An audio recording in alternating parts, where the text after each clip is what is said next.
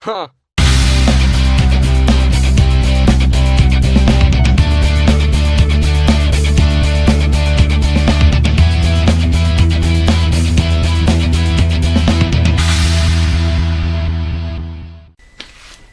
Alright guys, so I'm still working on this 65 Martin. I just wanted to show you this, and I may run this as a separate thing, as a review or whatever on this little jack. So I may have previously mentioned, and I don't have that piece here.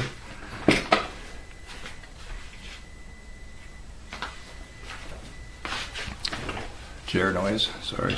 It's probably going to make a lot of noise.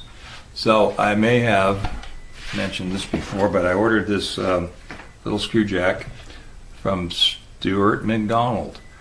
You know, the guys we all love to hate because they're prices. But you know, I did a pretty extensive internet search for something similar. I thought, well, these guys must have bought it somewhere. But I guess as it turns out, they must have had it designed specifically to sell at their store, because I couldn't find one elsewhere. And so as you can see, it screws up and down quite easily. It's actually a rather nicely machined piece of work here. I forget what you call this, Teflon-y kind of plastic, but I know that's not cheap either. It's also got a magnet top and bottom. These magnets go for about $10 a pop, $9.50 or whatever. So, you know, if you figure another $20 added to the cost of this, I mean, it's retail numbers, of course, because this unit, I believe it was 108 or something like that. Okay, seems like a lot of money, I know. Although I paid about $100 for one of those, or actually 116, I think, for one of those fret crowning files, and that will be very quick to say I'm kind of disappointed in that tool. One of the few things that I've purchased from StewMac that I was disappointed in.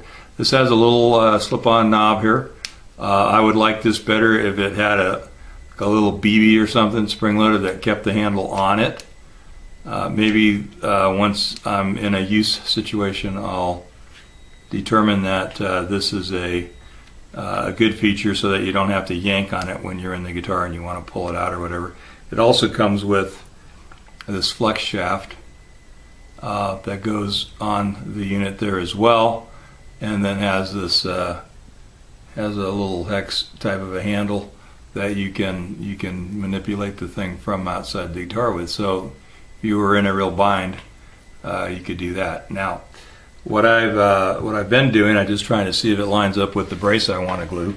The reason I bought it was because I got a brace that's, you know, way back in here that I can't get into. I mean, while my granddaughter was here, I could have gotten her to start something, but it's difficult, and she's got little teeny skinny arms. So the idea is that since you have the magnet on top of this, you could put this into position, and I'm leaving it folded up because it makes it easier to get in there. Putting the crank on the bottom half of it so that as it tightens up, the crank is to the bottom where it's accessible. And I'm going to orient it inside the guitar so that it's facing the sound hole, so that when I put my arm in, I can reach the screw easily. I can use the knob, or I can use the extension. I was just reaching in and using this. Now, if I wanted to put some actual pressure on the thing, I would have to go in with the knob. So I'm going. I already did this. I kind of figured out about lining up with my brace. So I have the angle braces in here, and if I put this thing right up against the angle brace, then I can move this back. Oops. Back into. I'm trying not to drag that magnet on the top, even though I have masking tape on it. And then I can rotate that. So I've got this thing back as far as it'll go into the corner of the angle brace and the curve strip. And I can reach that little handle right there. I could reach it even easier if I were to put this in and make that connection. Now what I thought would be kind of nice was that if it were actually connected and stayed on there, it might make it easier to than trying to line all this up while it's in there, which is the first time I've tried to do that. Put it on and tape it. I am having some trouble getting that to line up. Okay, I think nope. Yeah, see, that's the problem with anything when it's way back in like this. So I may drill through that entire situation and put a little pin through it so that when I want it on there, I can do like a little hairpin kind of thing where it clips in and stays in place. Anyway, having some trouble. Yeah, it's not wanting to work out for me there. So I'm guessing that I might have just as much trouble with this. Now, if you're a young person with good joints and muscles and all that sort of thing and not arthritic, now I got the knob on there no problem, so that's maybe the way I'll go, because I can reach it quite easily. And it's coming down right on top of the brace. I'm going to need, because the brace is angled right there, I'm going to need to lay a popsicle stick or something in there after I get the glue in, just so it comes down and lays straighter on the brace. And then also, meanwhile, I can't get in there with this jack hanging down in my way. So I'm taking this loose, I'm moving the jack over sideways or somewhere and just leaving it hang there out of my way.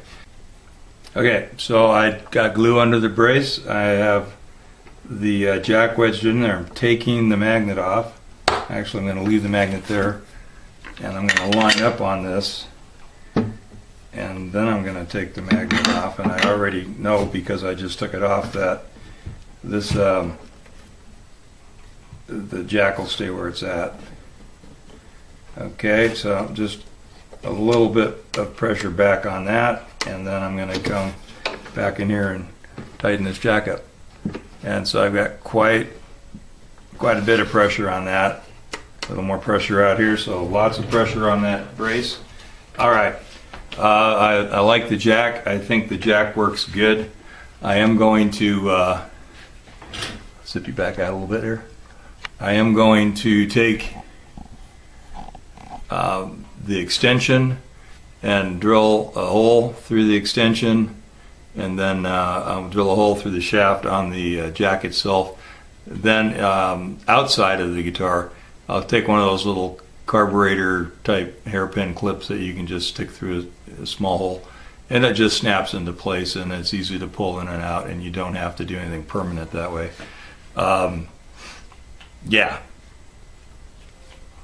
because I know that if I did that and didn't have some sort of anchor, I'd have it in the guitar and it would fall off right when I needed it. As long as I can reach it as good as I did there, that big knob was, it gives you a lot of leverage to crank the thing, whereas this is quite a bit smaller and wouldn't give you the leverage. I suppose if you were outside the guitar with it, you could put a little wrench on it, but that might be a bit extreme. So, all right. I like the syringe. I like the scissor jack. Both good purchases. I do wish the jack wasn't quite as expensive, but if you take the $20 of magnets off of it, it's down around $190. Not $190. I'm sorry, $90. So it's I think for the machining involved or the design and all that kind of stuff, it's I'm not gonna say it's a deal, but I don't think it's extremely overpriced for what you're getting on this. In this particular instance, I'm not. Yeah, I think I said what I meant. Okay. See you guys. Take care. Hey folks, here's just a little amendment on this review-ish sort of thing I did on the little screw jack from StewMac. And I said I would drill a hole in the end of the shaft and the stem here. Well, on closer inspection, actually, this is the next evening, I've taken the jack out, and it worked perfectly. It's really handy. It's really easy just now to put it back inside and just kind of stress some of the sides that I had repaired just to make sure that there weren't any cracks that I had missed. I obviously don't want to break it, so I didn't like extremely, but I couldn't open any cracks up. And anyway, this thing kind of just goes on so far, and then if you push it a little bit, it pushes on a little farther. So it's almost like the inside, because it doesn't look like the shaft has a taper on it. Maybe the inside of this coupler has a little, just a slight taper at the end or something, but it really goes, it pushes on and hangs on. So, I mean, I really have to pull on it to separate it. So they apparently have thought of that and machined the thing accordingly.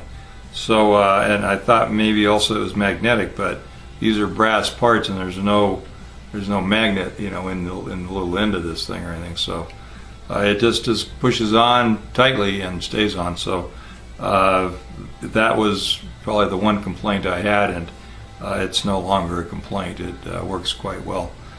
Stays on there really well. So I just wanted to add that so that we were completely fair about this thing.